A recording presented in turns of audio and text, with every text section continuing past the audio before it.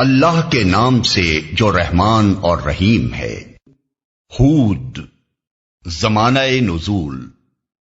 اس سورے کے مضمون پر غور کرنے سے ایسا محسوس ہوتا ہے کہ یہ اسی دور میں نازل ہوئی ہوگی جس میں سورہ یونس نازل ہوئی تھی۔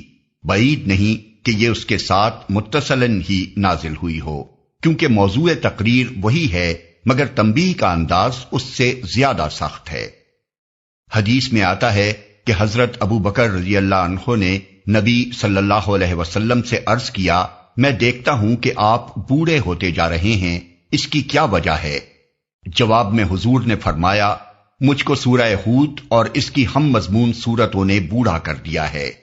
اس سے اندازہ ہوتا ہے کہ نبی صلی اللہ علیہ وسلم کے لیے وہ زمانہ کیسا سخت ہوگا، جبکہ ایک طرف کفار قریش اپنے تمام ہتھیاروں سے اس دعوت حق کو کچل دینے کی کوشش کر رہے تھے، اور دوسری طرف اللہ تعالی کی طرف سے یہ پے در پے تنبیہات نازل ہو رہی تھیں۔ ان حالات میں آپ کو ہر وقت یہ اندیشہ گھلائے دیتا ہوگا کہ کہیں اللہ کی دی ہوئی مہلت ختم نہ ہو جائے اور وہ آخری ساتھ نہ آ جائے جبکہ اللہ تعالیٰ کسی قوم کو عذاب میں پکڑ لینے کا فیصلہ فرما دیتا ہے۔ فی الواقع اس سورہ کو پڑھتے ہوئے ایسا محسوس ہوتا ہے کہ جیسے ایک سیلاب کا بند ٹوٹنے کو ہے اور اس غافل آبادی کو جو اس سیلاب کی زد میں آنے والی ہے آخری تنبیہ کی جا رہی ہے۔ موضوع اور مباحث۔ موضوع تقریر جیسا کہ ابھی بیان کیا جا چکا ہے وہی ہے جو سورہ یونس کا تھا، یعنی دعوت، فہمائش اور تنبیہ، لیکن فرق یہ ہے کہ سورہ یونس کی بنسبت یہاں دعوت مختصر ہے، فہمائش میں استدلال کم اور واضح و نصیحت زیادہ ہے، اور تنبیہ مفصل اور پرزور ہے۔ دعوت یہ ہے کہ پیغمبر کی بات مانو، شرک سے باز آ جاؤ، سب کی بندگی چھوڑ کر اللہ کے بندے بنو اور اپنی دنیاوی زندگی کا سارا نظام آخرت کی جواب دہی کے احساس پر قائم کرو۔ فہمائش یہ ہے کہ حیات دنیا کے ظاہری پہلو پر اعتماد کر کے جن قوموں نے اللہ کے رسولوں کی دعوت کو ٹھکرایا ہے وہ اس سے پہلے نہایت برا انجام دیکھ چکی ہیں۔ اب کیا ضرور ہے کہ تم بھی اسی راہ چلو جسے تاریخ کے مسلسل تجربات قطعی طور پر تباہی کی راہ ثابت کر چکے ہیں۔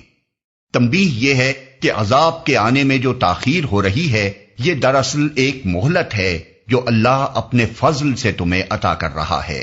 اس مہلت کے اندر اگر تم نہ سنبھلے تو وہ عذاب آئے گا جو کسی کے ٹالے نہ ٹل سکے گا، اور اہل ایمان کی مٹھی بھر جماعت کو چھوڑ کر تمہاری ساری قوم کو صفحہ ہستی سے مٹا دے گا۔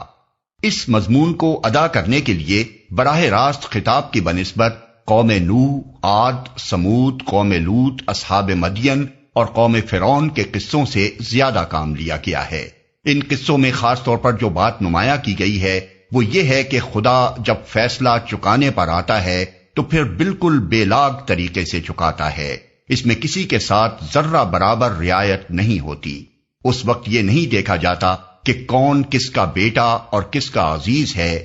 رحمت صرف اس کے حصے میں آتی ہے جو راہ راست پر آ گیا ہو، ورنہ خدا کے غضب سے نہ کسی پیغمبر کا بیٹا بچتا ہے اور نہ کسی پیغمبر کی بیوی۔